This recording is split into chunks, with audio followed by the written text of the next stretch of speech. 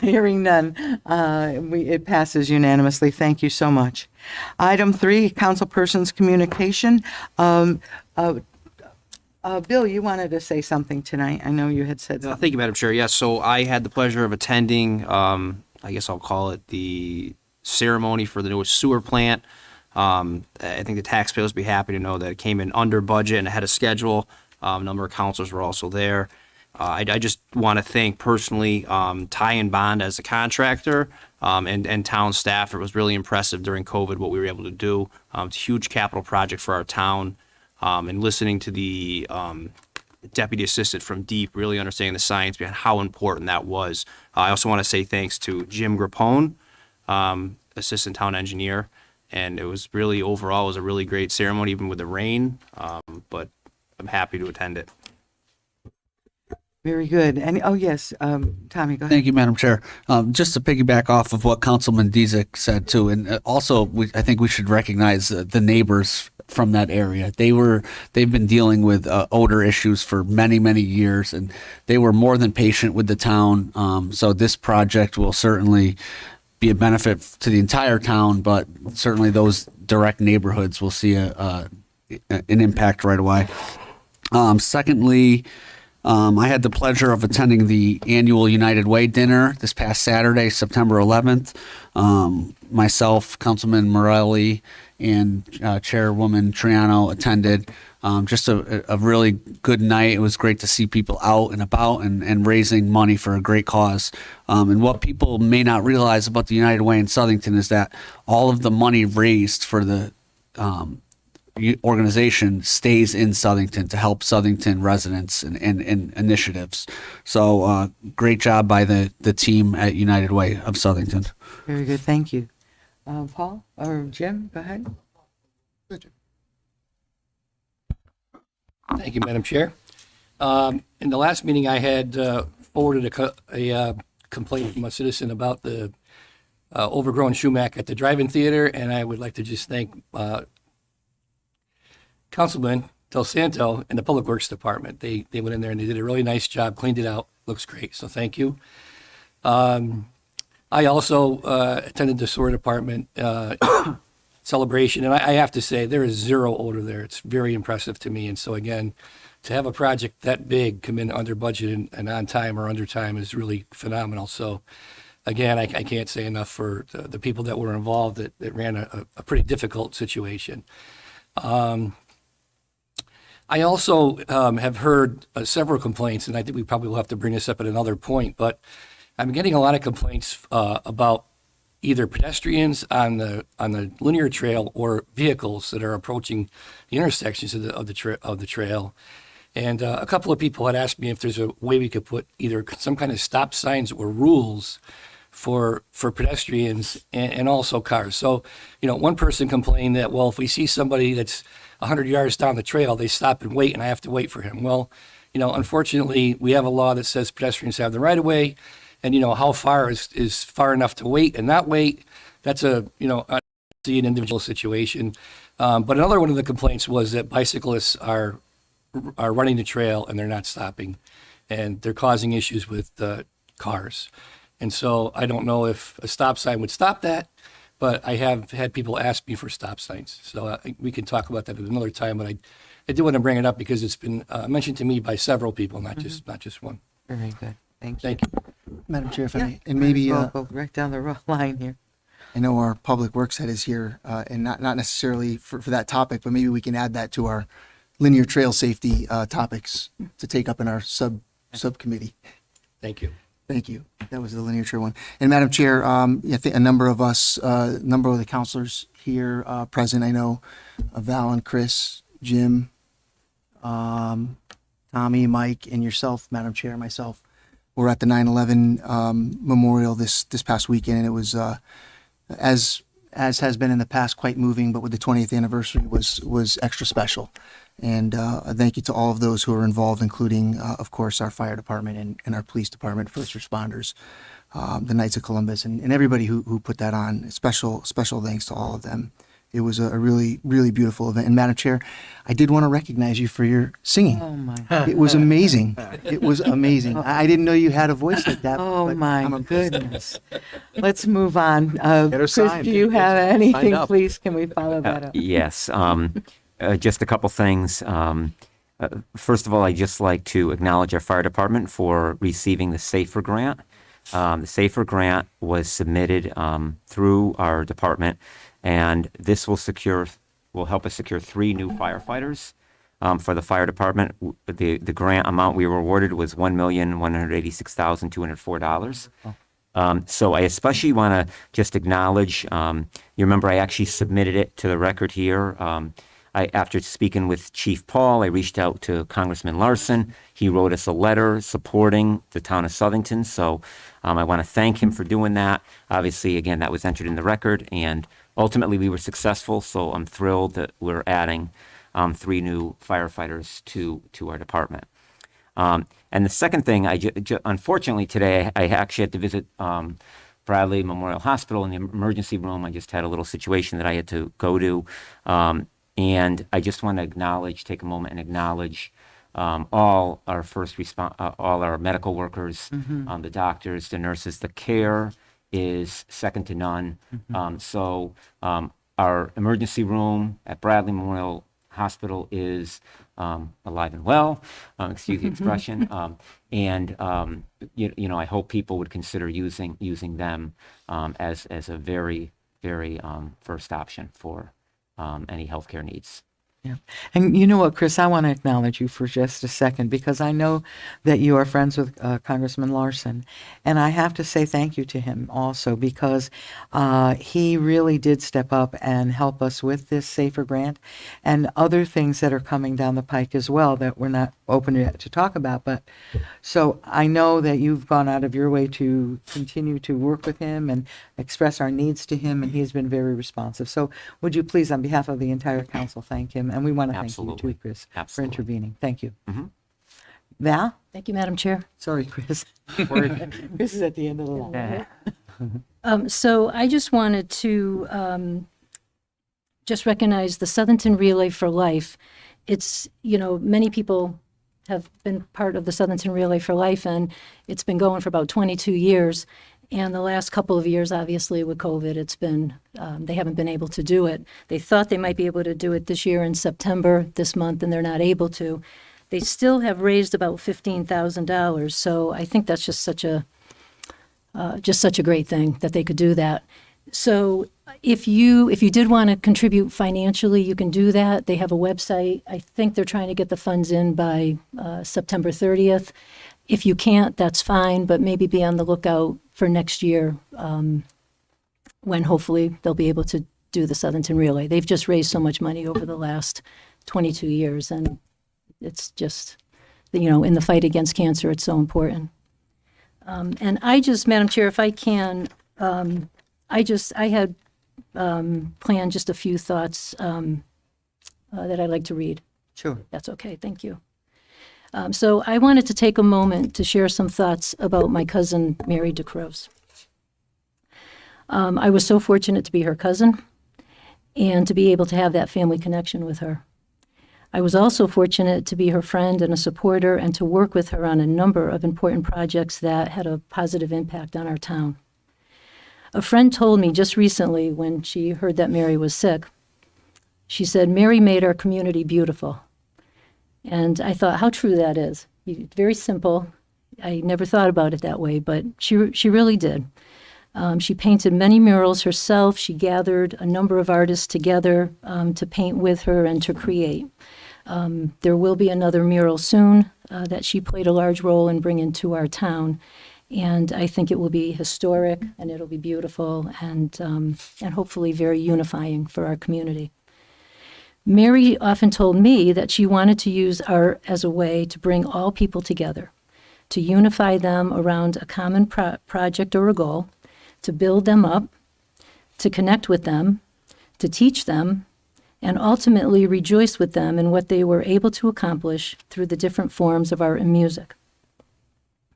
What a legacy that is, and I believe that she has left that to all of us. I encourage all of our residents in town, I encourage all of us who believe in the same values that Mary did to take some time, take some action to continue her legacy. I really believe it's the least that we can do, not only to thank her for what she gave to us, but to allow her bright light to continue to shine. So I'd really like to also thank David, her husband, Nick and Ani, her children, for sharing Mary with us and supporting her while she helped to make our Southington community a more beautiful place. May she rest in peace. Thank you, Madam Chair. Thank you, Val. That was beautiful. Thank you. Chris Poulos. Thank you, Madam Chair. I just want to take a moment to congratulate the Southington Public Schools for an outstanding opening of schools this past month. I spoke, and I have a ninth grader at the high school, new principal. We have a newly appointed superintendent as well, assistant superintendent. I went to the orientation, very smooth and organized, and the transition's been great. And also, my son is in fifth grade, and you may recall from a previous meeting that Councilman Palmieri and I were proud to congratulate Mrs. Sandra Chavez for earning the distinction of Southington Teacher of the Year this year. And I'm lucky my son's in that class, so I'm really getting a bang for my buck on the tax dollar this year. One of the other hats I wear outside of this council and outside of my day job is that I, as a former state teacher of the year, I sit on the board of directors of the Connecticut Teacher of the Year Council. And just last week, I opened up my email when I got to work and was delighted to see that Mrs. Chavez has been named a semifinalist for the State Teacher of the Year award. One of 17 out of, we have many school districts in the state of Connecticut. So it's a great honor. It's well deserved. And I'll remind you that, again, my children have gone to Plantsville School or Oceana Elementary School. And I'll remind you, for the people that didn't hear, that she teaches beyond reading and math and writing. She teaches young kids to be good citizens. And an example of that is that one of her students last year was named Connecticut's Kid Governor. She teaches them to raise money to help people that are less fortunate. She teaches them to volunteer. All of the attributes that we would consider ideal for adults, she is instilling in young children. So I wanted to remind people of that. And I also want to share what it takes to become a semifinalist for the State Teacher of the Year award. And by the way, Southington has a long history of many semifinalists for this award. But these teachers write, these district teachers write a 20-page application. They talk about their philosophy and who they are as a person and what they believe about the state of education. And I think, and I'm fully recused from the process now, unfortunately, because I know her, but I think that she has what it takes maybe to be Southington's first finalist, if not the next State Teacher of the Year. So stay tuned. I'll still be around by the time they name them. So I'll give you an update. But if you know her, if you see her, she deserves congratulations and best wishes. Thank you. And we stand with you. It would be wonderful to have a Teacher of the Year right here, other than yourself, of course. Madam Chair. Yes. I do have one quick thing, sorry, Yes, before please. you go on. This Saturday, the Southington High School football team is having a can and bottle drive at the high school between 8 and 12. So I know folks have cans and bottles at their home between 8 and 12 at the high school in the parking lot. You can drop them off. There'll be plenty of football players there. They'll come to your car, take them out. You don't even have to get out of your car. They do a great job. So this Saturday between 8 and 12 at the high school. Excellent. Thank you. We all set, everybody? Yeah. Okay, well, let's move on. Reports of special committees. The first one up is Apple Harvest Advisory Committee for August and September. Chris, could you help us? Sure. First of all, we have a couple things going on in the near future. Our annual gala, which is for our ambassadors, will be held Thursday, September 23rd at the AquaTurf from 6 to 9 p.m. Tickets are $40, so if anyone's interested, you can get them actually right on the website, southington.org. There's a link, or you could bring a check to Town Hall to Dave LaPre, the Recreation Director and Coordinator for the Apple Harvest Festival.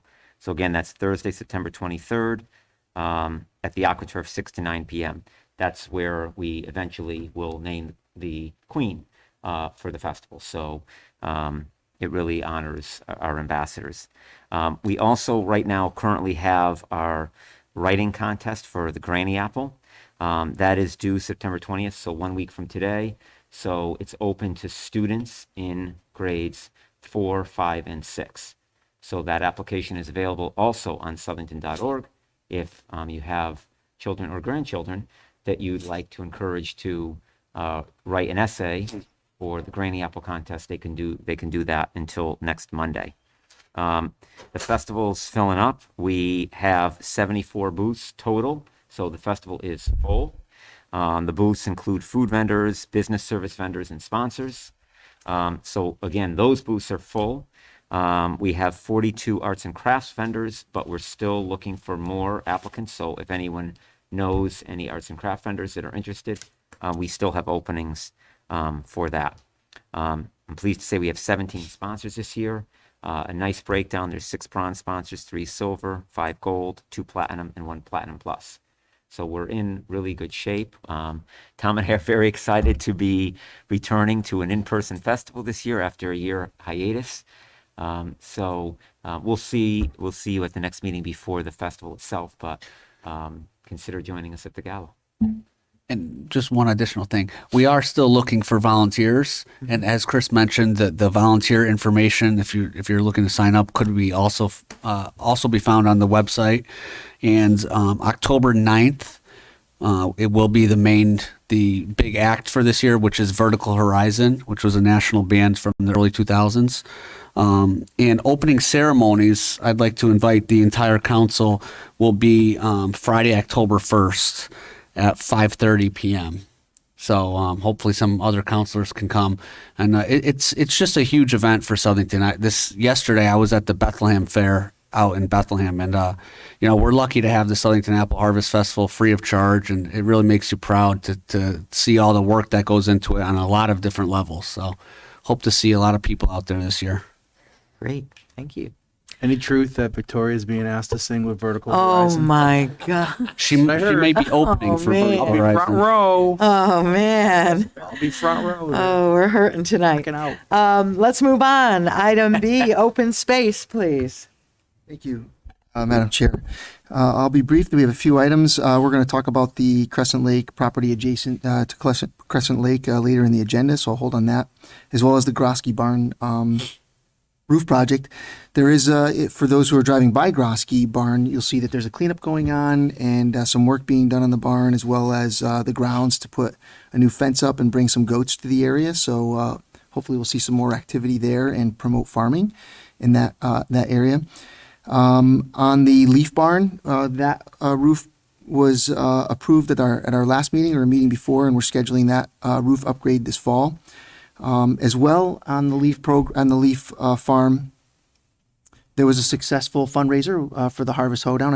I know a number of you also were in attendance there to promote the nonprofit organization there. So, thanks for attending. And for those who are interested in a flower CSA, if you're interested in the next couple weeks, the LEAF program has extended their summer flower CSA for 2 more weeks, so you can sign up for flowers if you would like to get them fresh from the farm.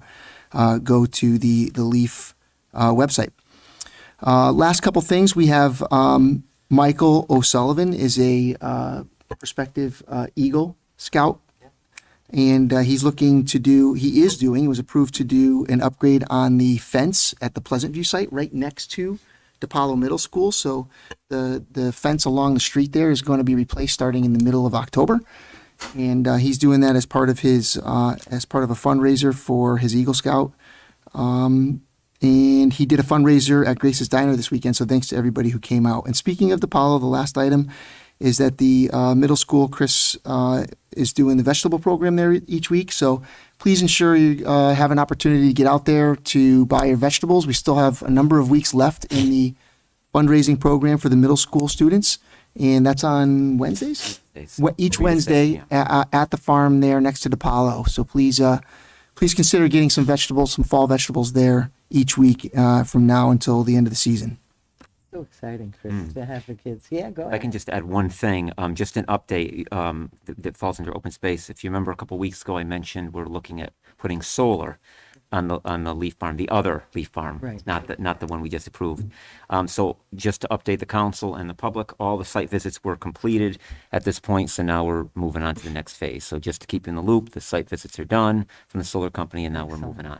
Very good. Okay. Madam Chair, and as we mentioned, the solar project is no cost to the taxpayer. So that is, it's going to lower the bills on site, but it's not going to cost the taxpayers any money. Terrific. Thank you. That's Thanks, great. Chris. Thank you.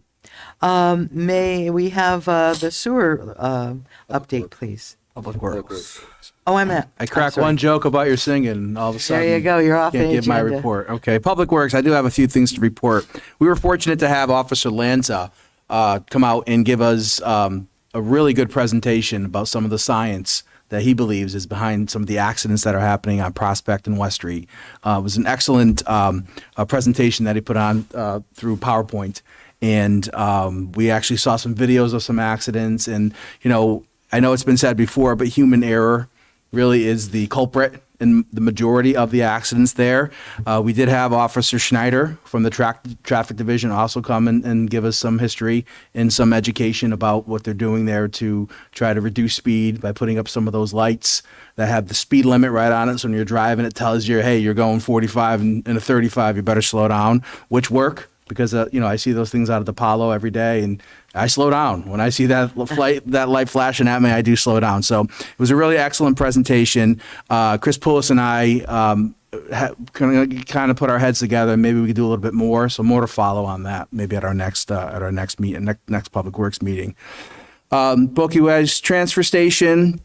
It was approved to build a couple of canopy structures to try to keep the staff there, a little cooler in the summer, a little warmer in the winter. I know Mr. Lombardi has asked for that for quite some time, so it's finally coming to fruition. So those things are being purchased. Road construction is continuing, including some of the municipal lots at Memorial Park, Fire Companies 2 and 5, and the Quinnipiac Municipal Lot, downtown Plantsville. Leaf season is coming. We'll be here before you know it. So that begins on November 1st and it runs until December 3rd. This year we're starting at the northwest quadrant and they'll be working counterclockwise. Each year they switch it up. So get ready for leaves for 11/1. And the Public Works Department after a horrific accident on South End Road a few months ago. Some of the residents there were concerned about some of the trees on that road that may be encroaching upon the road.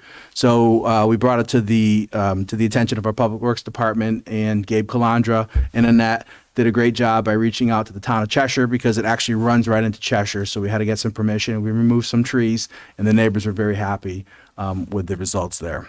And one last comment about the downtown Plantsville project. Once again, DOT is holding things up, the Department of Transportation. So I want to reach out to some of our state representatives to see if there was anything they can do to try to kind of push things along. I know they were down because of COVID, but they've been back to work for over a year now, and it seems like we're getting the same excuse that DOT is holding things up. And not only that, is they're adding things to the checklist when we think we're done. Oh, no, now we have to do this. So it's all understandable. We're going to do what's right and that is done the right way. But I'm really upset about how long it's taking because there are some constituents in the downtown Plantsville area that are really upset as well. They want to see this project come to fruition. So, and then the last item that we approved the company to put the roof on the Grosky barn, which we're going to talk about later in tonight's meeting.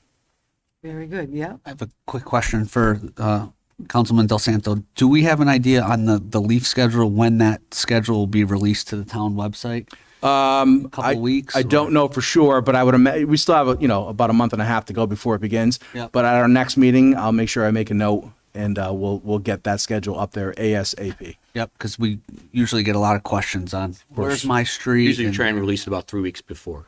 3 Usually weeks, about Mark? 3 4 weeks. weeks before, yeah. Okay, so first or second week ready of to go. October. So more to follow at our next meeting. I'll make sure we bring that up.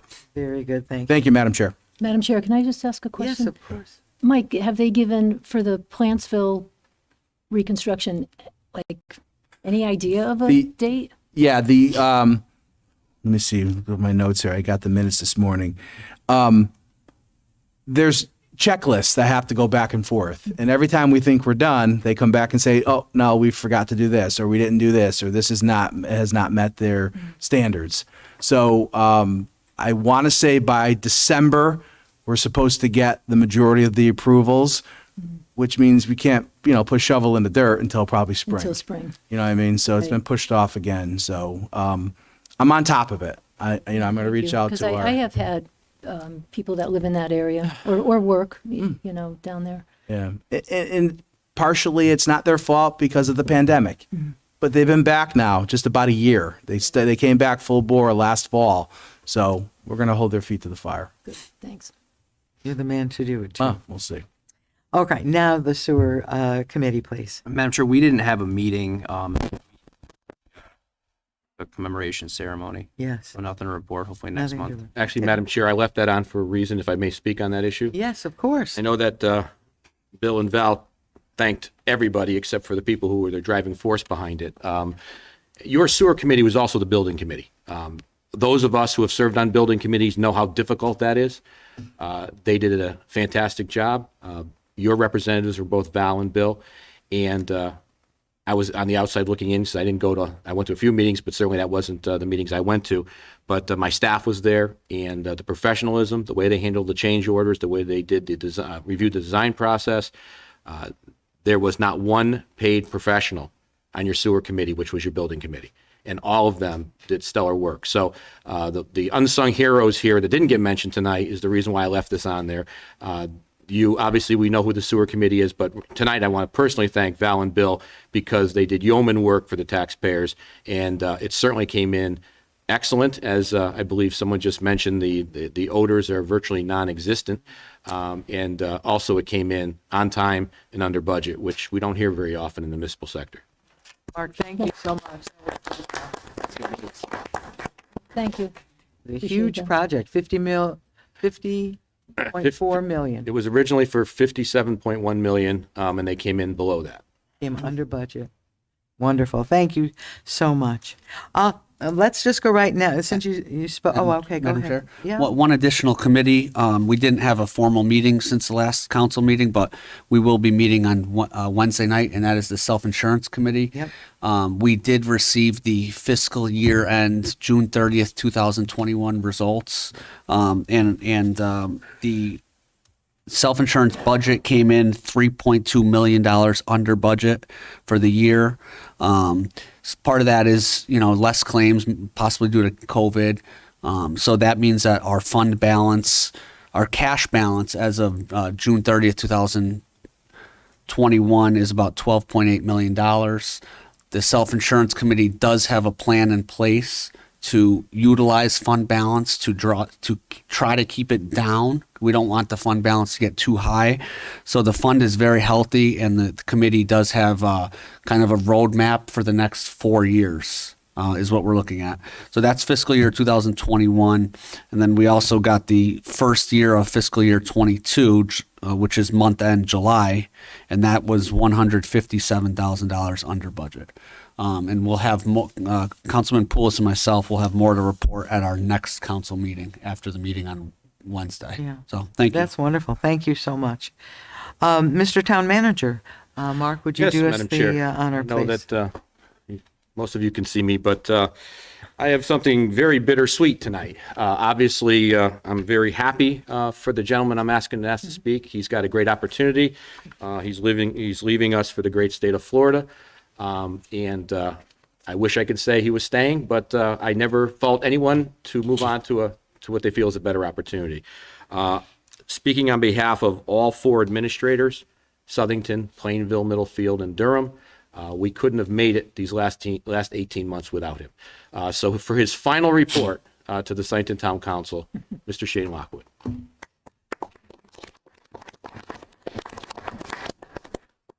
Thank you very much, Mark. Thank you for the nice words. As an update for COVID, while none of this is good, I think there's some encouraging news in the past couple of weeks.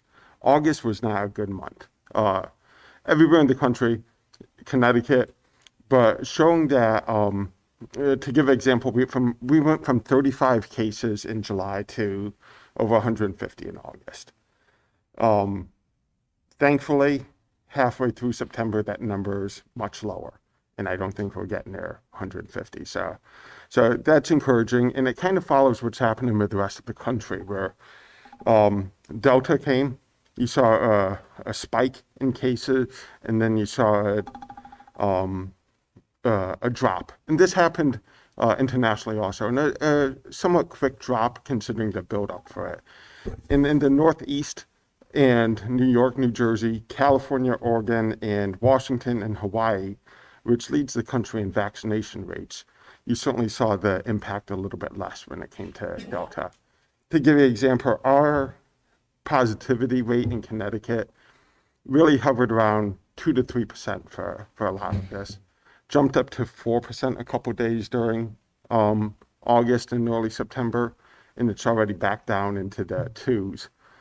When you look at the rest of the country, probably, I think it was 26 states had positivity rates above 10%, and most were in the 20 or 30%. So ours were much better. While we certainly experienced a spike in August, nothing compared to what we saw in the some of the other states. Luckily, what we're seeing in other states, vaccination rates are going up. In July, at one point, 63% of the counties in the United States had vaccination rates lower than 40%. Where Connecticut and the Northeast had vaccination rates over 70. So I think it certainly showed the benefit of the vaccine. And just as a plug for the vaccine, if anybody's looking for it, it is readily available at pharmacies, urgent cares, many private providers. So it's out there if you're looking for it. Really, so I think what we're going to do is just continue to follow the cases, do the contact tracing, see where this is going, provide the support to the towns, to the businesses. We're going to continue meeting with superintendents, first responders, town managers, and like I said, we'll get through this. So happy to. Oh, and the one question I always get is about masks. So I'll bring it up. For schools, we follow the governor's guidelines, and we have no flexibility with that whatsoever. For the town buildings, what we decided was if we win the red status for 2 consecutive weeks, we would do masks in public buildings, town buildings. And then if that drops down, we'll remove that mask mandate. Mm-hmm. So I think we're in pretty good shape right now. And I just want to thank you all for the support over the years. I really appreciate it. Shane, before you leave, we just want to say thank you. You know, in a time like we've been through the pandemic, and none of us are medical people, you know, we depended upon you very heavily, and you were there for us. You had to deal with not only the knowledge that you had, getting the knowledge that you have out, but also the many, many people who had trillions of questions, and why can't we do this, and is it all right if we do this, and you handle them all very well. So on behalf of the entire town, we want to say thank you, and also we want your address in Florida so we can vacation there. And we think, and I really want to thank you, the members of the council, the first responder community, who've been probably my biggest partners, or our biggest partners throughout it's really been a team effort, and I think it's shown in our approach. I want to mention this, Shane, because I won't get a chance later, but when the pandemic hit, most of you know that I am a consultant with Southington Care Center, and we were devastated. We were not prepared to get hit the way we were. None of us were in Connecticut. There was a lack of masks, a lack of gowns, a lack of things that we needed to take care of people. And then I got the call from you that said, meet me in the front of the building.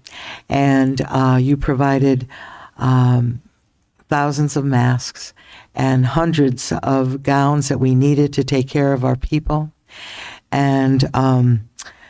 And when you're in that situation and you see nurses standing there with a bunch of masks that they've just received and a couple of gowns, and they're weeping because we had nothing like that, and you came through for us, you don't quickly forget how how much we appreciated you. So I wanted to make that known that you were on the front line in all of that and not leaving us as a community. You just didn't do it for Southington Care. I knew you did it for the summit, and you did it for the hospital, and you did it for those people that were direct critical care units. And so we just all thank you for that, Shane. Thank you very much. Yeah, thank you. Good luck, Shane. Shane, I love that you have your Miami U mascot already. I'm ready.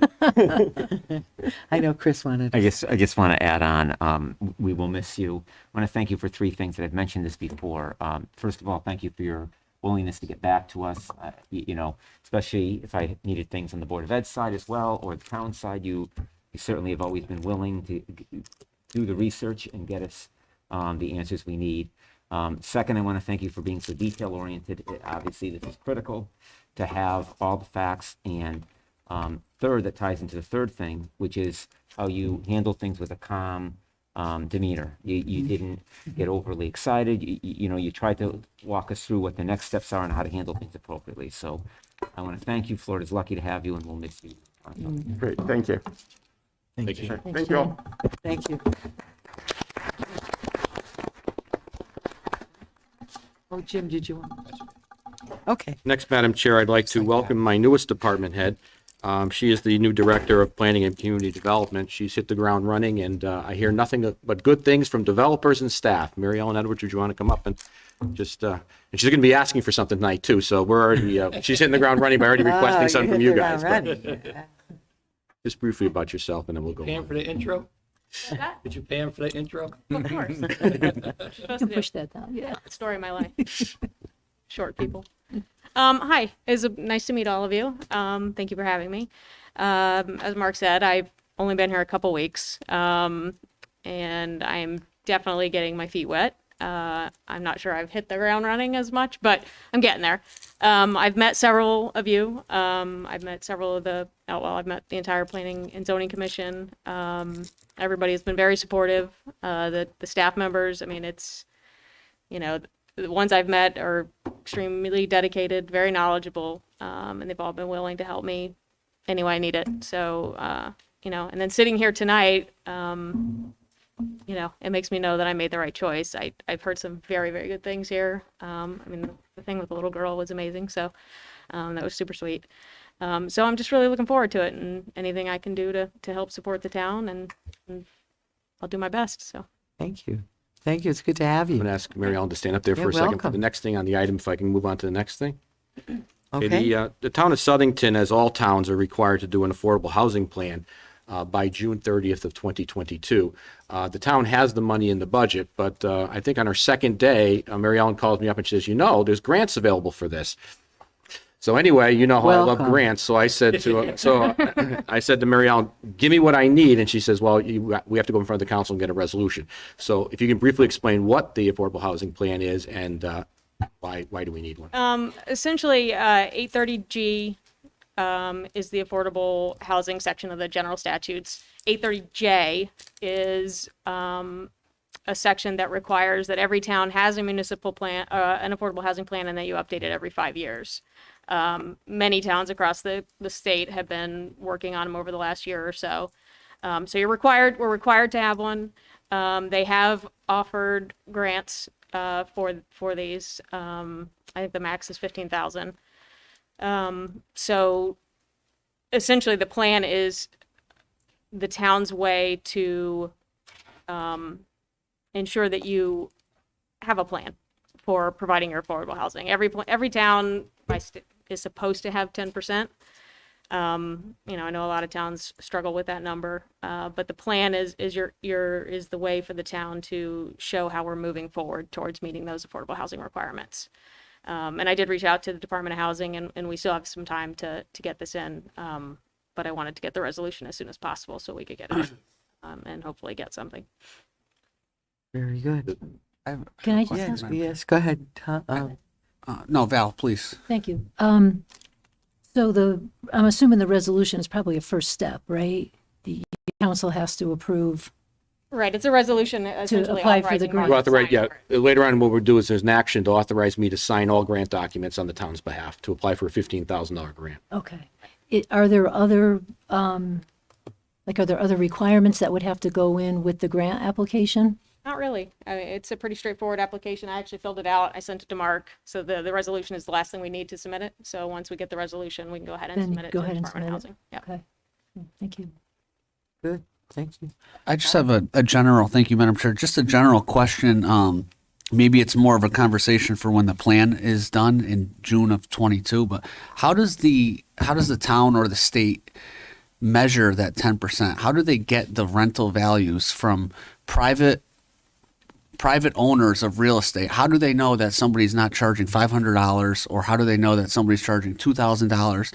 Because I know when these items come before planning and zoning, they always talk about these percentages, and Southington doesn't have this or doesn't have that.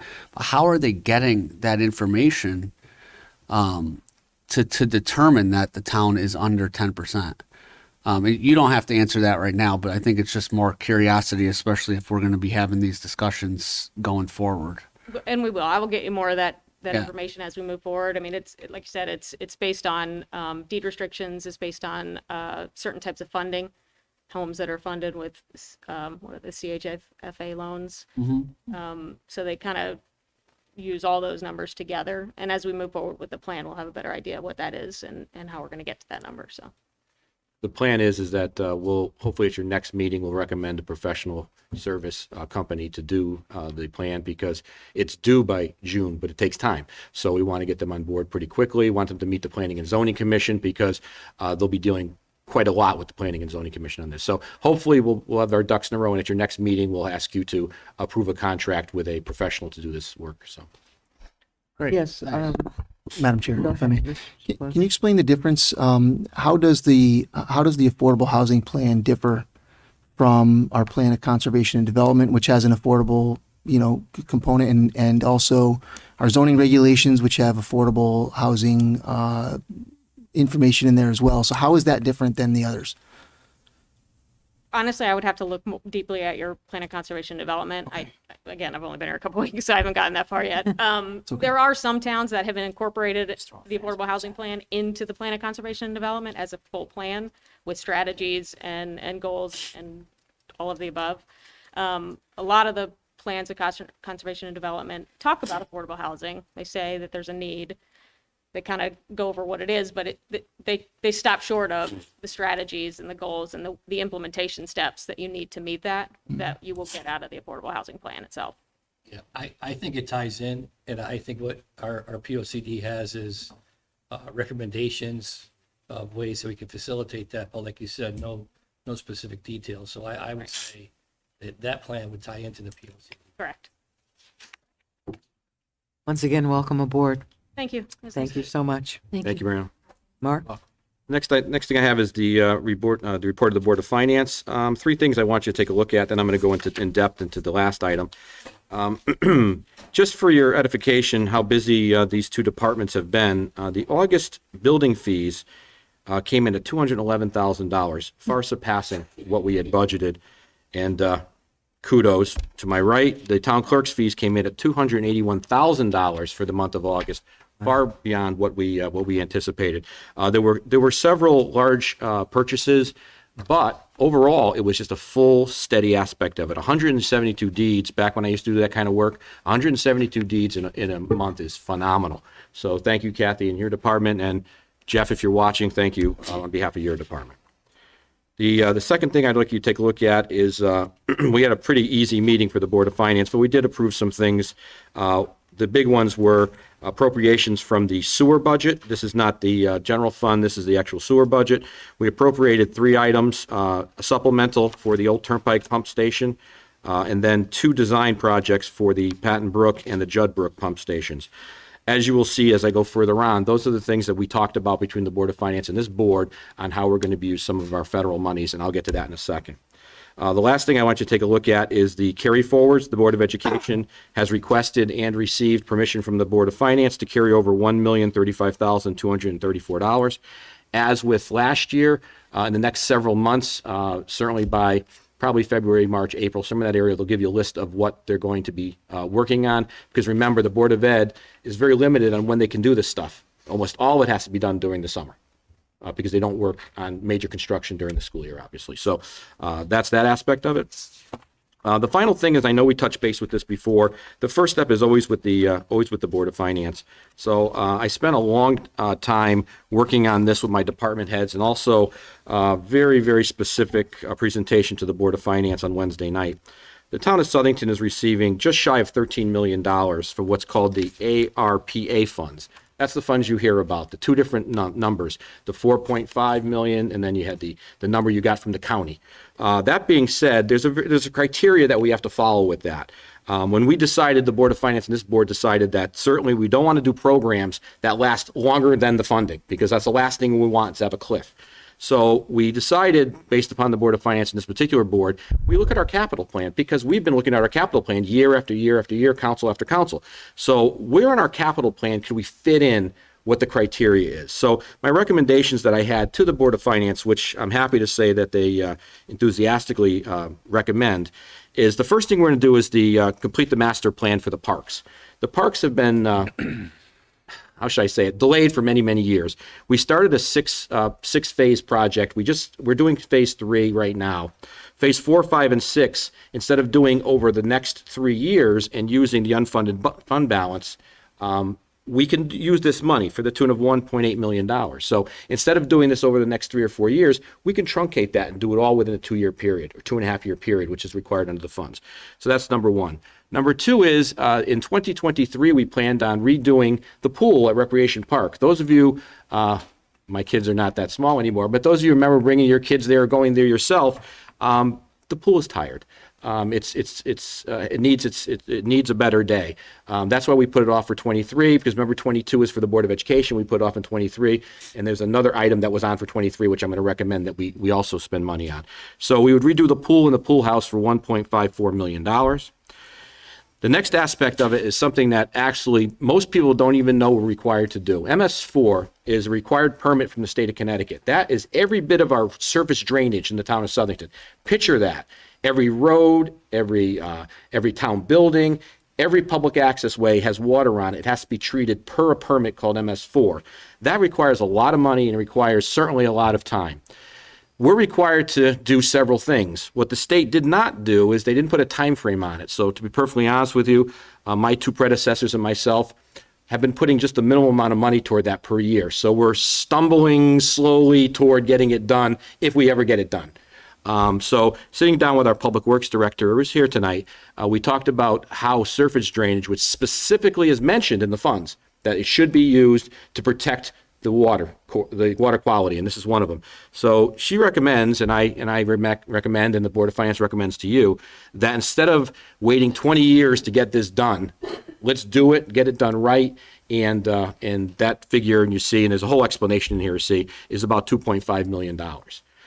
That covers all the drainage basins that we fix piecemeal. This would be a whole program where we can get them done. So that's that aspect of it. The other one is seemed to be very popular with the Board of Finance and especially the fire department. Our finance director, during one of her meetings, during her association, found that in this here we can also buy public safety equipment. As you know, one of the things we need badly in this town is a new ladder truck. Our current ladder truck that we use, I believe, is 20 years old or thereabouts. So we've been keeping it together. I have it, and of course, you've had it on your capital plan for go to referendum in 23. That being said, along with the pool, that being said, this gives us the opportunity to use this money and therefore not have to go to referendum on that part of it, and we could buy it now instead of waiting another 3 years for it. So that one there. Also, we have a great partnership with the water department. It's not part of the town. We do help them for bonding, et cetera. But one of the things that's said in the statute that you could partner with other utilities. So I asked the previous superintendent to give it a list for me on what they're currently working on and what falls into the criteria. What I was actually surprised about is that they are currently still working on their lead removal. A lot of the joints in our systems are lead. So as soon as I saw that, I said, well, that fits right in the criteria, quality of water, et cetera, et cetera. So I'm recommending, and so is the Board of Finance, that we authorize payments to the water department for that specific purpose, which they have a $3.5 million plan, we want to contribute $900,000 in two payments over $450,000 each period. I know that the new superintendent, who's coming at your next meeting to be introduced, was very happy when I informed him that this morning that he was on, or their department was on that list. So they're very grateful about that. The next item is something that we've already approved of, but we still have to come to you every time we have these pump stations. It isn't like I have carte blanche. Every time we do a pump station, we have to come in front of you. You have to approve the company. You have to approve the budget. You have to authorize that it comes out of this particular funds. Those are all in there right now. We have the estimates in there based upon the design aspects of it. And I mentioned that if any of these items, including the pump station, comes in less than budget, I also put a catch-all in there. We are in year 2 of a 6-year, $300,000 payment for the town's radio system. We bought a state-of-the-art radio system a year and a half ago, and I thank Deputy Chief Billy Palmera, who worked really hard on that. And we've been paying that on a yearly basis using our capital funds in our budget. So if there's money left over, we'd like to use it for that. So that being said, it's an all-encompassing aspect of it. I know that you just got it on Tuesday. I think I sent it to you. Board of Finance saw it a little earlier than that, and then we worked on Wednesday. So what I want to do is just give it to you right now, but the fact of the matter is that there's nothing that needs to be done from you right now except to say, Mark, you're out of your mind. We're not going to spend the money on this. I'd be appreciated if that was your opinion. But in this particular case, each one of these things, as with all capital, would come to you with a specific vote except for MS4. And I would need a specific vote for the water department when it comes to that time period. MS4 is the money that, because we're going to have contracts on that, so there's probably more than one vote we're going to need for you on that. So the fact of the matter is that right now towns are working on what they're going to do with this. I believe that we made a smart decision 2 months ago when we discussed how we're going to do this. No cliffs, use it for capital that we've already went through, and it's already in our capital budget. So that being said, I know this is a lot, and it's your first looking at it. I don't expect any, major decisions tonight, but I want to get it on the table because we're going to be coming forward. We have a bid opening on the 23rd of September for the next pump station. I'm not as concerned about the pump station because we've already talked about that already, but these other items are relatively new to you. So happy to answer any questions that you have. Madam. Yes, I'm sure we do have some questions. Tom? Yep. Thank you, Madam Chair. And I just want to take this opportunity to thank the town manager and the staff for detailing this list of items for the council, because as we're seeing around the state right now, this federal money is creating, I'll call it a political football amongst leadership groups of the town. These items that the town manager and Board of Finance have identified are clear, long-term infrastructure projects that will save the taxpayers money in the long term. And then when I'm done with my comments, I would just like to ask for a specific clarification from the town manager that these items in our capital budget were in fact intended to be bonded versus cash items, because if a cash item is in our budget and we don't do the project, then the taxpayers paid for it in that fiscal year. So I know that the town manager will identify these items as being pinged for bonded. So we're saving on long-term bonding costs. Secondly, on the Board of Finance report, I just also want to thank the Board of Education and the Board of Education staff for getting that carryover money. I think it's a good thing, obviously, and puts the Board of Ed in a positive position for fiscal year 21-22. So that's the end of my comments, questions. So maybe the town manager can just verify Sure. the bonding versus cash. The items that would have been bonded would be the pool, 1.54, the ladder truck, 1.7, and all the pump stations for a total of $7.8 million. Using our normal bonding numbers, that saves us over a period of 20-year bonding really did the number for me, $375. So $492,375 is what we'd be paying every year as part of our debt service if we bonded $7.8 million. This relieves us of that. And I just want to say, also, a lot of these things would have come out of undesignated fund balance. Right. If we use this money, we're not taking out of undesignated fund balance. So therefore, if there's another project the Board of Finance or the Town Council or me recommend to you in the next few years, there's also additional funds in the unpaid fund balance for the capital budget. So Excellent.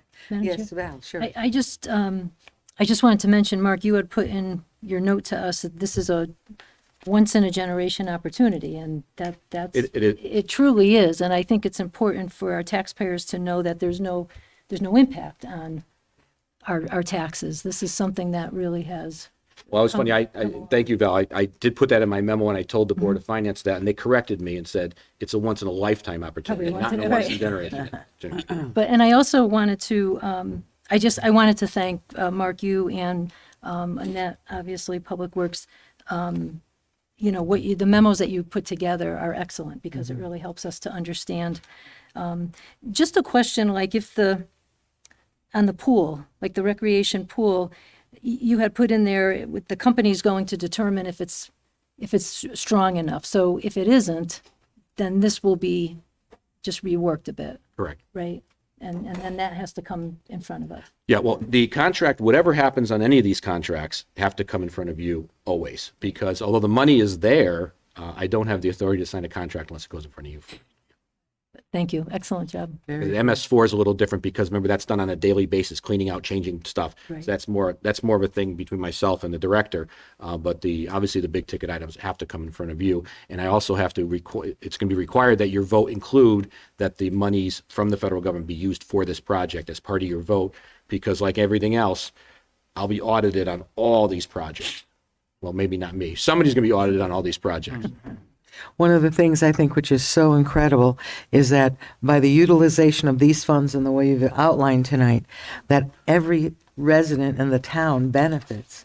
It's not a focused kind of this particular group or that particular. Everybody benefits from purchasing and putting this plan into action. Thank you, Mark, for all of your work. Are there any other questions or comments?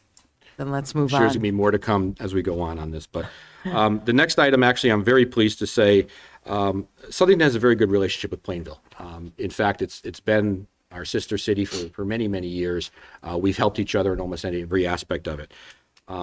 Coming out of a CCM meeting, I had the opportunity to discuss with their town manager, a gentleman named Robert Lee, about areas around Crescent Lake.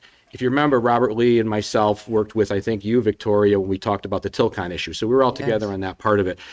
So anyway, he came to me and said that he was being approached by Plainville Water. They owned 48 acres of land right up against our property at Crescent Lake.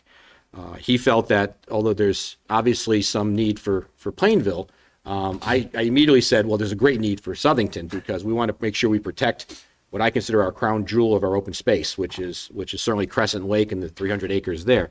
So that kind of started the conversation, and Plainville Water did agree to meet with us. We talked about how something could work, a partnership between Southington and Plainville. And then, of course, I called up Paul and I met with Paul, and Paul got a tad excited, if you know what I mean. So Paul and I started doing thoughts and that. So what finally, and it's kind of, and I'm going to explain it slowly, but what finally we agreed to do, and your documentation's in there, and I know the first time you heard about this was an executive session probably a year ago. Things take slowly when COVID happened. They agreed to sell the property, they being the water department, agreed to sell the property for $325,000. We said, well, we'll offer you $300,000, but if we get a grant, which would be a joint open space grant between Southington and Plainville, which my staff and Bob's staff are currently working on, then the price would go to $325,000 because they're taking the risk on that part of it. So I went to Paul, and Paul went to the Open Space Committee, and we said for $150,000, which would be our half of the $300,000, which is the most the town will pay. It may pay less if we get an open space grant. We would protect 48 acres, which is on the upland side of Crescent Lake. Not that they're ever going to put a massive subdivision there, but I do believe that the last thing you want to do and go to Crescent Lake and see 4 or 5 houses sitting up hanging over the lake. Nobody wants that. So I gave it to Paul. Paul took it to the Open Space Committee, came back and told me that things looked good. I went to Plainville. Plainville Council also agrees things are good. We agreed that obviously the access is from Southington. You can't really get there from Plainville. So we agreed, like always, Plainville's people can access the property, and we, of course, can access the property from ours. That already takes place because Crescent Lake is open to the citizens of the state of Connecticut. It's not just us.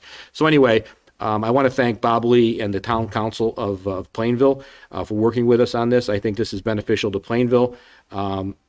And of course, Southington, it does two things. It gives the citizens of Southington another 48 acres, for which I think we have volunteers to cut the trails. Lombardi said he was going to cut the trails. He's got a chainsaw, and he's going to cut a couple of miles of trails up there, and then Paul's going to do it too. But what's going to happen is eventually we'll have a plan together on how to do the trails. So in this particular case, what I'm looking for tonight is the authorization to team up with Plainville and purchase the property based upon the terms I just gave you. Thank you. And I was just going to ask you, Mr. Czaplinski, would you like to add something? Thanks, Madam Chair. I just wanted to add on to the town manager's comment that although the purchase price is $325, the agreed price, or possibly $300, the appraised value is $500,000. So the Plainville Water Department has agreed to take a write-off to help incentivize the sale in the spirit of open space. So That is Very correct. good. Are there any other questions on this matter? I'd like Can to. I just ask a couple Yes, of questions, course. Madam Chair? So I did have a question on the appraisal was, it's over a year old. That doesn't matter, does it? Well, it doesn't matter on the fact that we're getting new appraisals to send to the state for the open space. But what that told me was the fact a year ago it was worth $500,000. It's only worth more now. Right. But that being said, that's up to them. For them to do their tax deduction, they have to give us the documentation to do their tax deduction. But for the open space grant, we have to get two appraisals for that. This one. Okay, and that won't impact if the appraisal goes up. Everybody, Plainville is still on board with the Well, 300,000 or if- the 325 or the 300, Right. If depending we, on the grant. exact, well, it's the most it can be for Southington is $150,000, the most. That's the maximum. That's the maximum. Okay.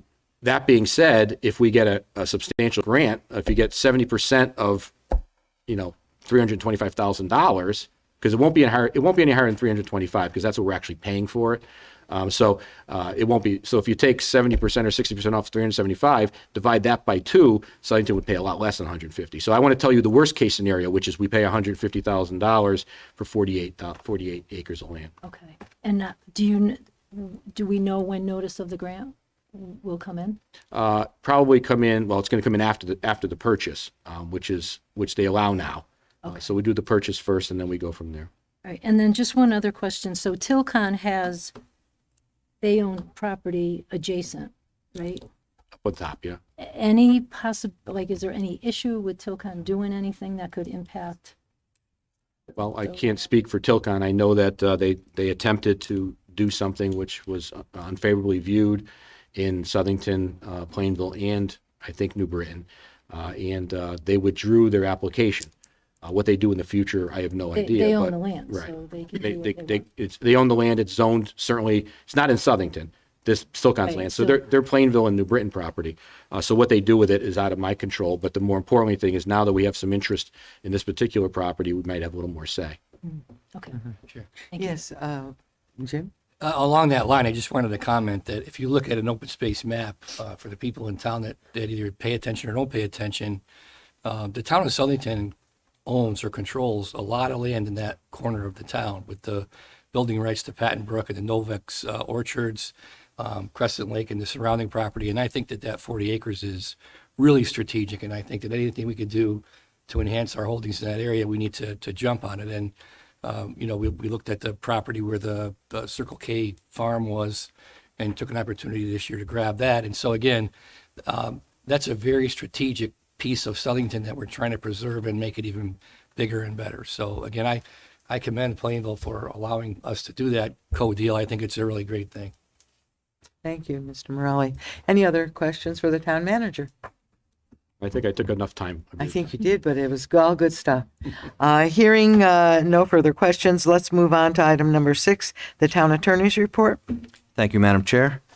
First item today was, we got a request from Southington Sportsman Madam Chair, Association. I'm just going to recuse myself from this one, okay? Oh, yes, sure. Hang on just one second, No please. problem. Slow journey. No problem. Go ahead. Thank you, Jeremy. The lights too. All right, so we got a request from the Southington Sportsmen's Association for the abandonment of Whitman Road. For those who don't know, Whitman Road is off of Mount Vernon Road. Basically, this road only serves the Sportsman's Club, as well as it gives us access to the Southington watershed that's up there. So this letter was written to the town, the request. The notice was given properly to the two abutting properties on Mount Vernon that abut Whitman Road to see if they had any problems with this request. They both wrote that they have no interest in Whitman Road. This request was run by the engineering department, planning and zoning, police, fire, and the water departments. And all of them looked at it favorably. They said, obviously the town has been maintaining this road with very limited use for anybody except for the sportsman's facility. So everything was looked favorably on this. There's a couple caveats to this. Obviously, if the town did abandon this road, we'd want to make sure we still have the access rights to get up to our watershed, as well as the Sportsman's Club has agreed to maintain the road, maintain the drainage there. Obviously, the town would want to make sure that we had the right to go in and maintain any of the drainage if it wasn't being maintained by the Sportsman's facility. And right now, what is on you guys is this kind of request is something where it falls under 824G, where it has to go to planning and zoning for their review and to make sure that it is in line with our plans of conservation and development. Anytime we're going to abandon a town road or anything like that, that falls under it. So what we're looking for you guys to do later on is to refer this over for review by the planning and zoning, which then we'll throw it back to you. Does anybody have any further questions on this or need further clarification? Anyone? Hey. Yes, go ahead, Mr. Morrell. Jeremy, are there catch basins on that road for drainage, or does it drain down to Mount Vernon? May want to ask our Public Works Director here. Mostly the drainage there's a head wall, a small amount of piping, but it's basically a swale, an open swale that comes down the side. I believe there are some catch basins, but they're at the bottom. They're towards Mount Vernon Road. So we would still maintain that. I don't see the club able to vacuum out a catch basin. I mean, it would be in our interest to step in that case, because that obviously empties into Mount Vernon Road, which is remaining a town road. I think that, and I know we've talked about this, that the standard language was put in there, but in this particular case, since it's minimal and they would never have the ability to do it, I think that the town should maintain the right to do the drainage. Good, thank you. Sure. Oh, one more question in that, sorry. We just repaved that like a couple years ago, or It was recently? a little longer ago than that. I actually redesigned it. I've been here 13 years, and I think I was only here a couple years, so maybe it was 10 years ago or so. Time goes by so fast. I know. I feel like it was yesterday too, but it's in good shape. But it's probably about 10 Yeah, years. so I would give or take. just say maybe you want to add a little language that says that we expect it to remain in that kind of condition, because prior to that paving, that road was really rough. Really rough. It was. Other than that, I don't see any issues with it. Very good. Any other questions for the town attorney? Okay. Hearing none, we're going to move on. Madam Chair, I was just requested to give a brief update on recreational marijuana in our town. Oh, and what's well, been going we on are- since we the last meeting wanna that we hear it. went that we had here. So I'm going to be very brief on this. I'm sure you read it in the paper, but we just want to update the public just in case anybody didn't see it. At the last Planning and Zoning meeting, Planning and Zoning Commission passed regulations banning recreational marijuana sales in the town of Southington, as well as dispensaries. In conjunction with that, the deadline has passed for the referendum signatures to be submitted to the town of Southington, town clerk for certification. It was 30 days before, and I think we discussed on record that we'd like to have it maybe a week and a half before that 30-day deadline that was set by the statute, so that we wouldn't inundate our town clerk. But that effort was abandoned a couple weeks before that deadline anyways. So there will not be a referendum item on your election in November. Chris, go ahead. Not that one, but we'll be the library. No, not on recreational marijuana. I just have, does this board have any role at this point in time based on the Public Works or the Planning and Zoning Commission's decisions and votes? Really, the planning and zoning took this over and decided which was within their rights to have these regulations. So I don't think there's really any action by the town council that's needed. At this, for that particular situation. But That's we correct. would like to be heard on, we're trying to get together to set up some ordinances that would, the state already has set them on state land, that what they can and cannot do with marijuana on state land. And we would be able to do the same ordinances or similar ordinances that would protect our citizens in Southington. And so, in the next couple of meetings, it would be good if we had a little workshop or a little time to talk about things that we feel are important to maintain our parks, our public gathering places, our restaurants, and so that one person's right to indulge does not prohibit anyone else from having to have a problem with it. So we need to be conscious. So we're looking to, I'm personally, and I think I share this with most of the council, is that we're looking to set up some ordinances so that that we can enforce what we feel is appropriate for the town of Southington. And so in the next few weeks, not our next meeting, but the one following, perhaps we can have a discussion on it. Both sides, I think, Chris, would be good if we had some thoughts on it. We could present it together and maybe come to a consensus. And we can at least start there with some basic ordinances that we feel are important to maintain Southington.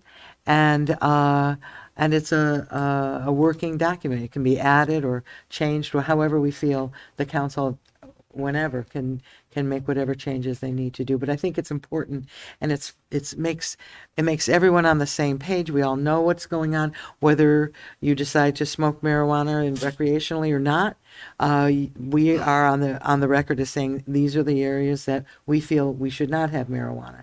And so like by schools and churches and, a lot of other things. So we'll be talking more about that in the next couple of weeks. So just to let you know, we didn't want to bring up too much detail tonight because we don't really know unless we're all in agreement. So is that okay? Chris, okay? Chris, okay? Everybody okay? Okay, very good. I believe that's it. We are going to be moving into public communication. Our first order of business, so I want to just let everybody know we have a large group here today, and so it's good to see you here. We're glad when you're here, and we're here to listen to you. Before we get started, I just want to say that when you come to the podium, we would ask that you would give your name and address. You'll have 5 minutes to speak to us. And we would ask that we would tell you that we are going to be respectful of you, and we would hope that you would be respectful towards us. We're here to listen, and we want to make sure we understand you, and so we would ask you to be respectful. 5 minutes. We're going to start tonight because Mrs.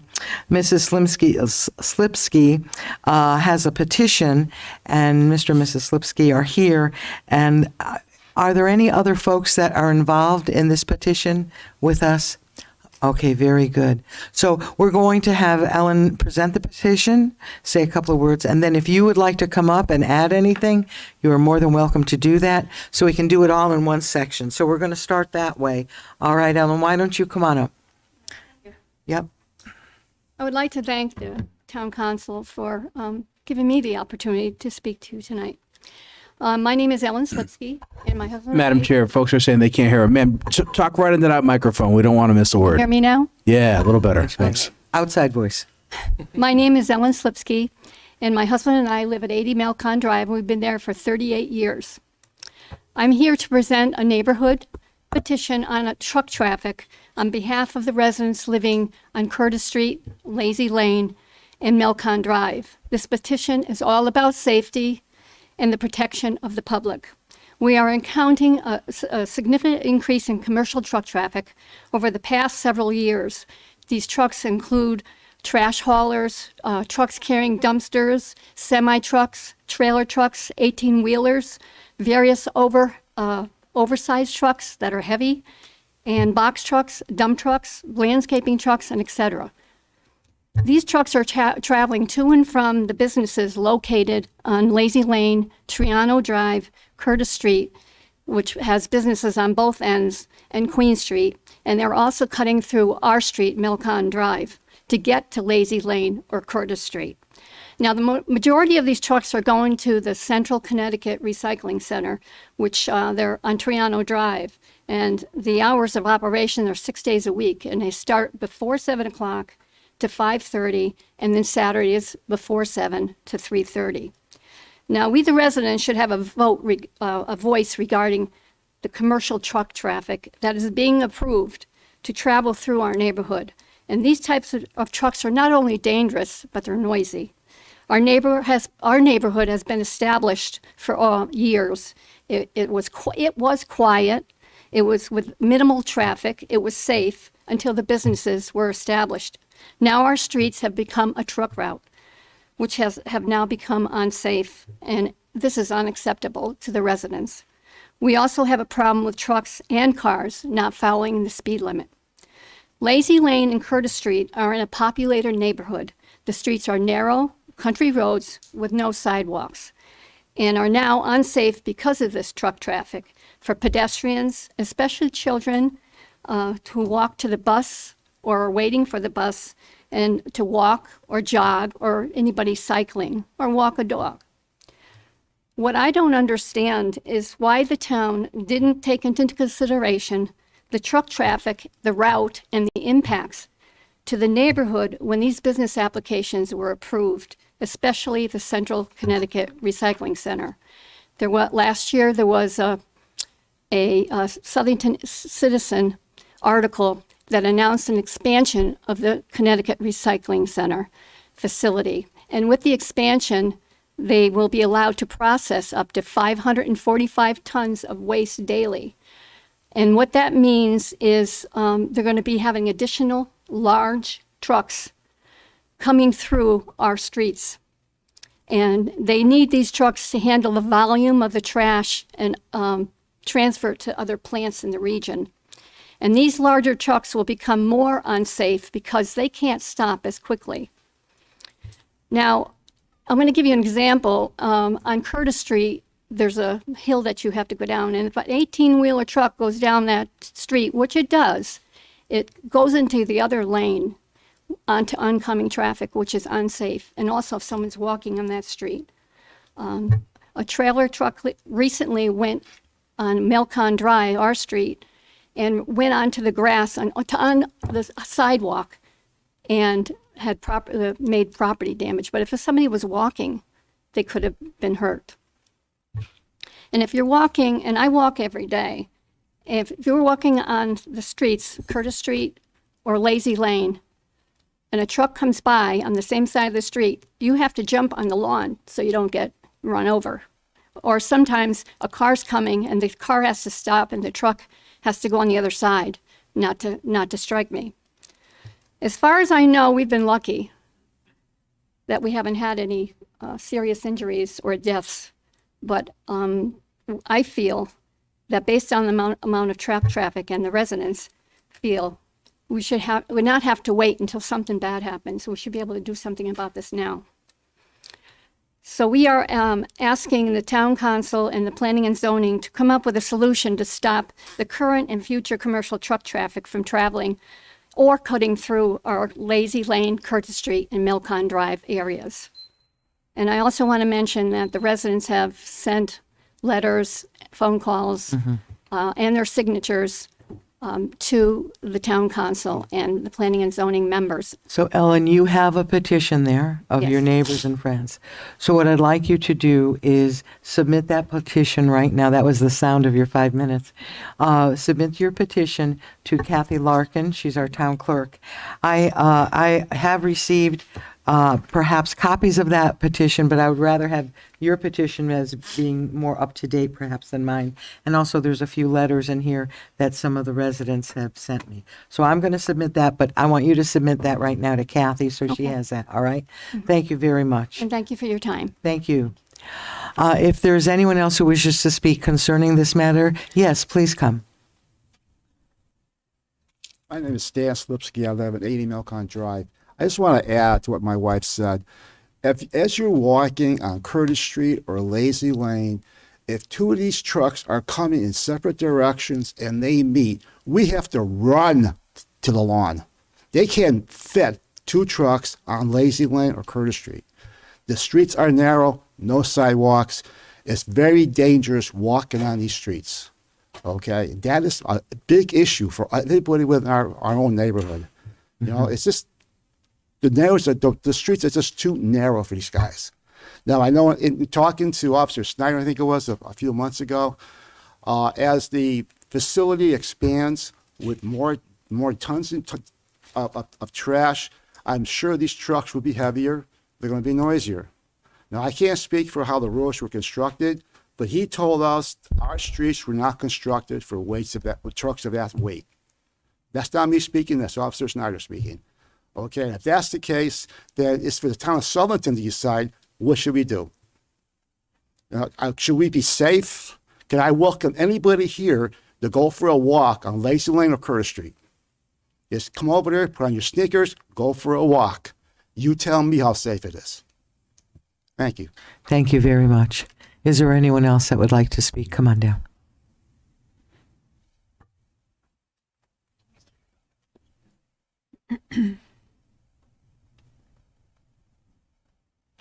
Name and address, please.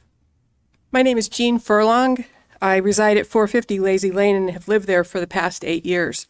The purpose of my presentation today is to support our neighbor's petition presented by Ms. Slipsky and request the town's support to reinstate prohibition of commercial truck traffic on the residential section of Lazy Lane and direct commercial truck traffic towards Queen Street.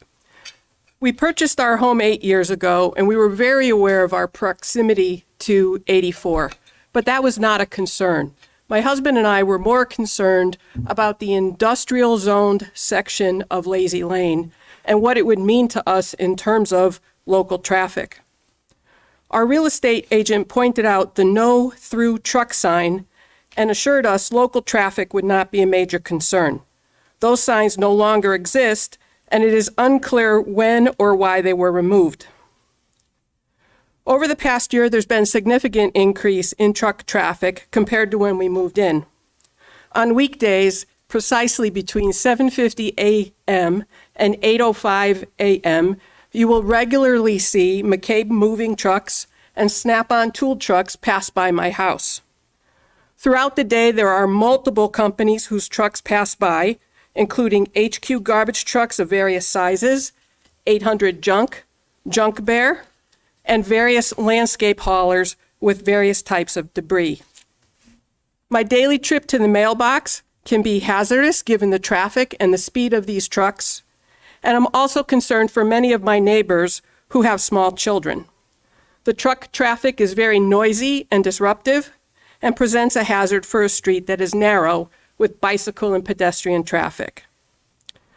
I request the council to reinstate prohibition of truck traffic in the residential section of Lazy Lane and direct the traffic to Queen Street, provide signage, and support our petition. Thank you. Thank you very much.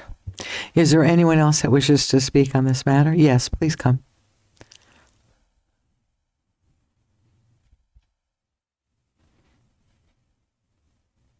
Can I take this off? Sure. Okay. All right. My name is Steve Franco. I live at 225 Lazy Lane. Forgive me if I sound nervous, I'm not a really public person. I live directly next door to the SRS building. Okay. I moved there I think I'm coming up to 6 years. I understand your petition. You know, I'm not trying to denounce it or be disrespectful in any way, but I've been living there for almost 6 years. I didn't notice anything crazy. I mean, yeah, I see the trucks. I don't personally find them loud.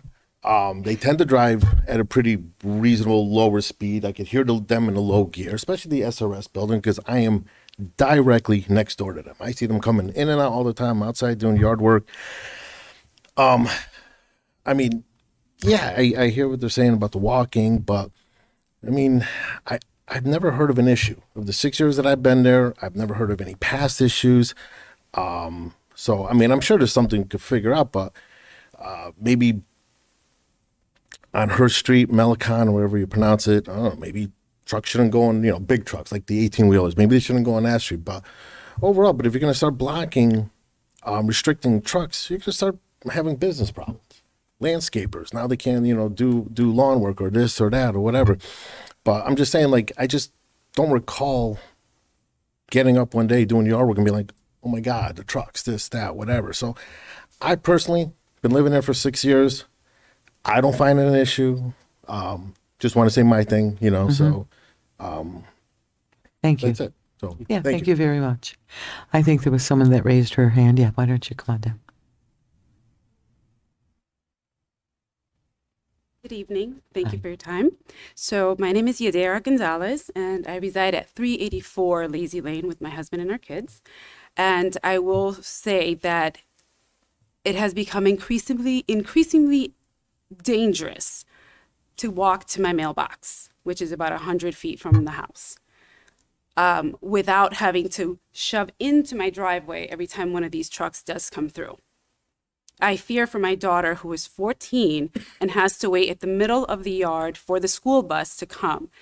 Mind you, because our property is at the corner of Lazy Lane and Melcon, there are a lot of trees on the property. She cannot see the bus as it is coming up Lazy Lane to pick her up. So she has no choice but to wait at the corner, the intersection of Lazy Lane and Melcon Drive.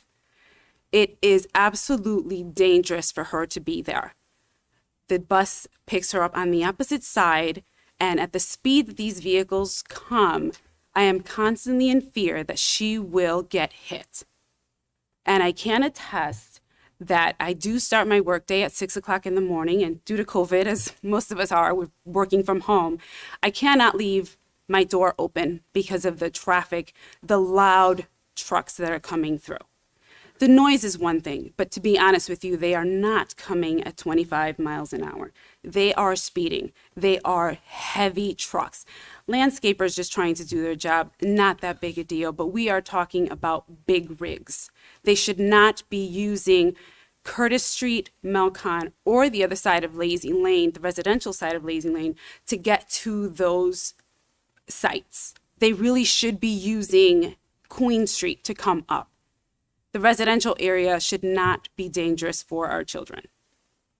Thank you very much. Thank you very much for your time. Last call. Anybody else for this matter? Yes, come on.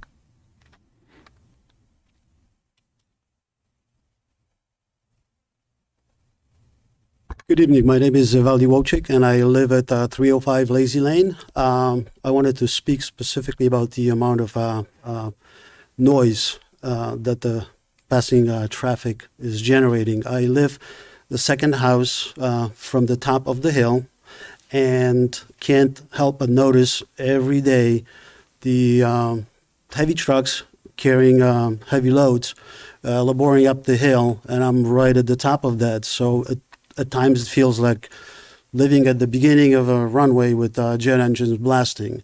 And it can't be helped because it seems like the amount of traffic has actually increased over the last 5 years that I've lived there. And I don't necessarily agree with one of the predecessors saying that it's a non-issue. So I just wanted to speak specifically to the amount of noise. Thank you. Sure. So I don't think there's anyone else that wishes to come forward on this matter.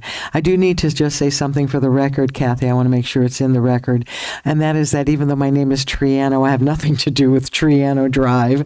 I just want to get that out there up front. That's why I'm sitting here, because I have absolutely nothing to do with it. So so I can still stay objective.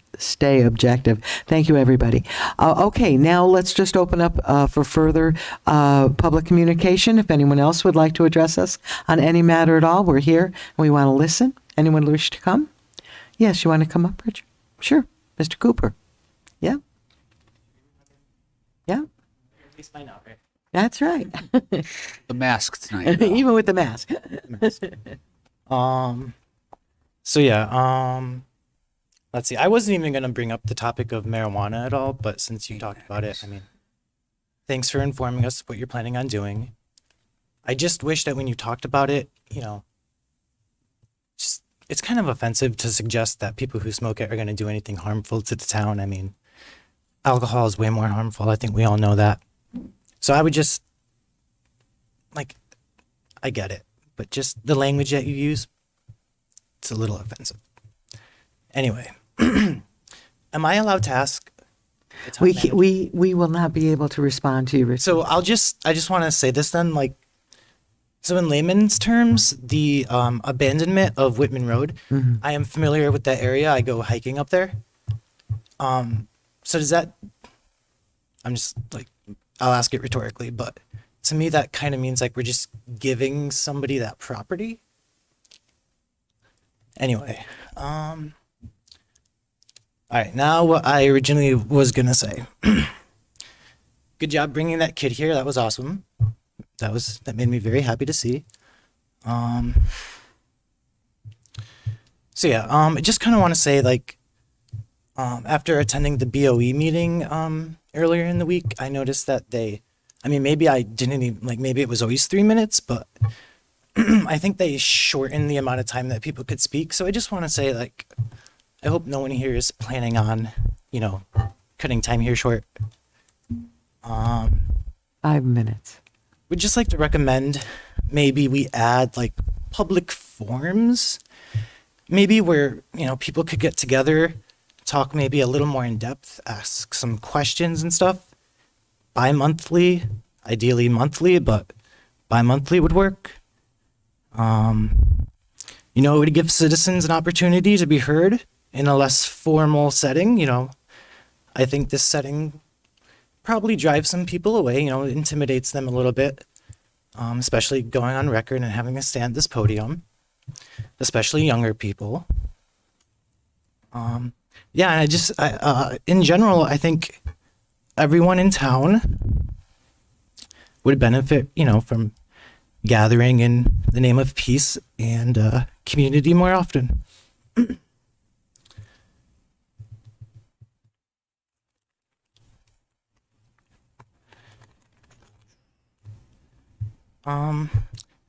I'd be remiss if I didn't just bring up the fact that it is election season again.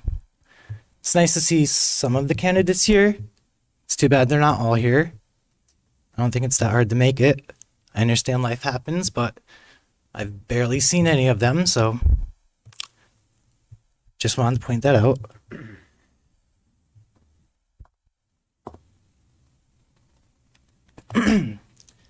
Can somebody just tell me, like, how much time I have left? I probably. Total of 5 minutes. So, I'm not sure. There's been a lot of moments of silence recently, 9/11, and I understand people on this board and elsewhere in government have lost people, and, my condolences to everyone. And of course, that's always hard. I know it's never easy to take a loss, but, September is Suicide Prevention Month. And not too long ago, it was Overdose Awareness Day in Connecticut. So if someone could just tell me when maybe 30 seconds is up, I'd like to just use the rest of my time for a moment of silence for all the people who have passed away far too soon from such things, if that's okay. Yeah.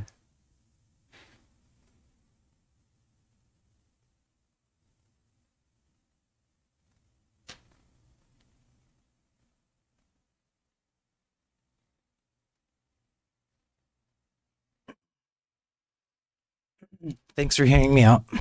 Thank you, Richard. By the way, I think your thought about a forum once in a while is a very good idea, and we'll talk more about it. Thank you. Yep, thank you. Anyone else wishing to address the council? Okay, I'm going to close public communication. I want to thank everyone for being courageous and coming to the microphone. Madam Yes. Chair, I know we don't address the issues directly, but I did want to make a couple of comments. Okay. Very briefly. And again, this is something that's going to be talked about quite a bit. Madam Chair, I don't think we're supposed to do it really is not usually done, Jim. Okay. That's why. I'll talk after the meeting. That's fine. Okay. Thank you. I appreciate that. All right, let's go move on to old business action on the Board of Finance. So moved, Madam Chair. You're moving to accept, right? Accept it, yeah, to Exactly. approve. Is there a second? second that, Madam Chair. Thank you. Discussion. Second. Yeah. We're opening it up for discussion. Tom? I guess a procedural question. Do we need to specify the federal money items in the, for the. Because I gave you the framework, so that's Okay. what I gave the Board of Finance, but obviously individual things, you're going to have another vote on that. Okay, thank you. Very good. Any other questions? Any discussion? Can we move the motion, please? Let's take a voice vote on this. Yes. Yes. Yes. Yes. Yes. Yes. Yes? Yes. Thank you, yes. Item B, action on the purchase of Plainville property at Crescent Lake. Motion to approve. Okay, I think Paul jumped in on that one, because it's open space. Okay, Paul, and do I have a second? Second. And Chris Poulos seconded it. Any discussion on it? Hearing none. All those in favor signify by saying aye. Aye. Any opposition? Having unanimously approved. Thank you, everyone. Action on affordable housing plan, technical assistance grant application. May I have a motion? Motion to approve. Thank you, Jim. Do I have a second? Second. Second with Chris Poulos. Any discussion on this matter?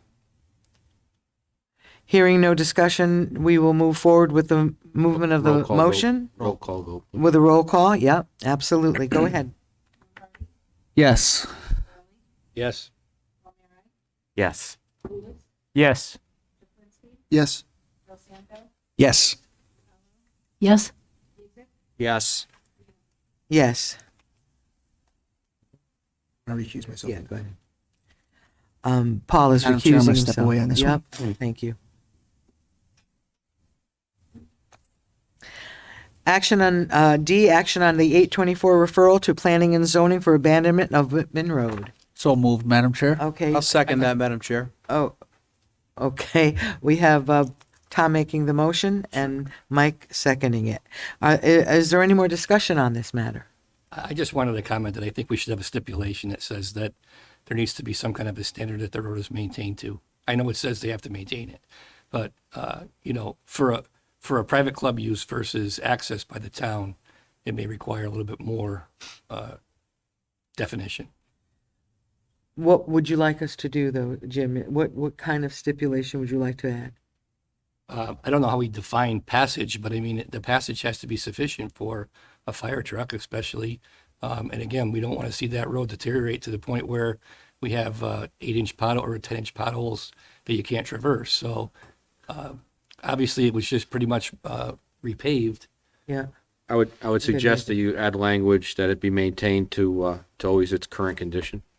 I think that's There good. you go. That's perfect. Excellent. Yeah, That's perfect. very good. So would you amend your I'll motion? amend my motion to approve the action of 824 referral of planning and zoning for abandonment of Whitman Road and to maintain the condition of the road as is in 2021. Today. As of today, July. September. It's okay. Been there. September of 2021. And you, I'll amend my second, very Madam good. Chair. So we Sure. have an amended motion and a second. And Chris, would you like to speak? I just have a question. Yeah, I'm curious. I don't know the legality of abandoning a road, but does that prevent a resident from, if it's a town easement, from walking up it? Yep, it does not. A town easement means that it's owned by the town, which is all the people from our town. So if they wanted to walk up it, they can walk up it or do it. Okay, thank you. Clarified? Okay. Any other questions before we move it? Oh, I think we should, I want to piggyback off that discussion point. So at the top is a private ownership group, the Sportsman's Club. So for town of Southington residents to use the easement, that once they reach the Sportsman's Club, it's still private property. Private property. So, But there's an easement through all the way to the top. It's not correct, Mark? Yeah, but the town always, every time we do one of these, and we do many of them, we always work with the property owner because sometimes the property owner, the Sportsman's Club may have an issue with the angles that there were people on. So we currently have an easement that runs, I believe, all the way to the Wookett line. That being said, the road, we're abandoning that part of it. So the public gets to use it, but Public Works Director as well as the property owners will work together to see the safest way for the public to use it if they do use it. Obviously, we're going to use it with our vehicles because the water department and the town have to go up there maybe once or twice a year. But if the public does use it, we want to make sure the path is as safe as possible for them. So Mark, is that put into an agreement? Well, Or into the easement? it's in the language. It's in the language that you're already voted on, where Annette already said the town of Southington is going to hold a right of way over the property for ingress egress. So that's public and vehicle. Any other discussion? Hearing none, let's move the motion. Let's take a voice vote on this, please. Yes. Yes. Yes. Yes. Yes. Yes? Abstain. Yes. Item E, action on the, come on back, Paul. Thank you. Action on the Grosky Barn roof. Looking for a motion? Madam Chair, if I may, just a brief explanation. You see a memo from the Public Works Director through the Open Space Committee. We're recommending, looks like Millennium, for the price of $29,600, which includes a 10% contingency. Okay, anybody making that motion? I'll make that motion, Madam Chair, Thank with you. the Second. aforementioned information provided by the town manager. Thank you, and Paul is seconding it. Any discussion on the barn roof? I'm waiting for the sheep to come. Or no, the goats, I'm sorry. The sheep and the goats, I got it. Okay, hearing none, all those in favor signify by saying aye. Aye. Aye. Any opposition to this motion? Hearing none, it passes unanimously. New business tax refunds? Madam Chair, I'll make a motion that we accept the tax refunds as outlined in our packet. Second. Thank you very much. All those in favor? Aye. Aye. Any opposed? Hearing none, it passes unanimously. We have two appointments. The first is the Seed Commission, which is 5 members, a 4-year term expiring 2025. The Seed Commission only gathers very infrequently. So my feeling is that right now that I would just like to reappoint, if that's all right. I don't know if you all have talked about it at all. Do you have anybody special that you wanted to? No, I think it's Change. fine. I think it's fine if we. I think we just Although reappoint. I thought Jim Garstang no longer is a Southington resident. That's exactly right. I thought as we reappoint, then we can find someone to fill that position in the next week, the next couple of weeks or so. Would you want to reappoint the other 4? Yes, why don't we do that? Let's reappoint the other 4 members of the Seed Commission for our next term, with an opening for the position that Jim Garstang had. He was a businessman within the district, I believe. I think he that was resigned what anyway. the Doesn't have to be within the designation. district. He's just I'm sorry? You just need a Southington business entity, business owner. Okay. He doesn't have to be in the So we district. can come up with a name in the next, before our next meeting, and we'll be fine. So could I have a motion, please? I'll make a motion to reappoint Michael Riccio, Lucille Casano, Thomas O'Shea, and Dana Ricard to the Seed. I second that. Very good. Any questions, any discussion? Hearing none, let me move the motion. All those in favor? Aye. Any opposed? Thank you very much, Chris. That was a great motion. Item 2 is the Central Regional Tourism member. Since COVID, I spoke with Dawn Maselli on this, and since COVID, they have not really met at all. I would like to get some more information about the future of this before we decide to appoint or to do whatever. So I'm going to be looking for a table on this matter, if that's okay. Table. Because there's no point in putting someone on a committee that's not going to meet, you know? So somebody mentioned, okay, Chris, thank you. Do I have a second? And Jim, thank you so much. All those in favor? Aye. Aye. Any opposed? I want to thank everybody before we adjourn for being here, and we appreciate your input in the government of this community. And I want to thank all our council members. It's always an honor to serve with all of you. Thank you so much. Good night, everyone. So moved. All those in favor? Aye. So moved. Thank you. Good night, everybody.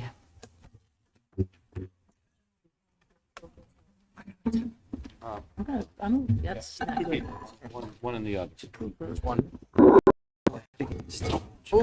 Are we doing all right? Everybody still standing? We are. I don't know the computer. So I got a little bit of a late night, haven't I? Oh, you get it ready, Tom?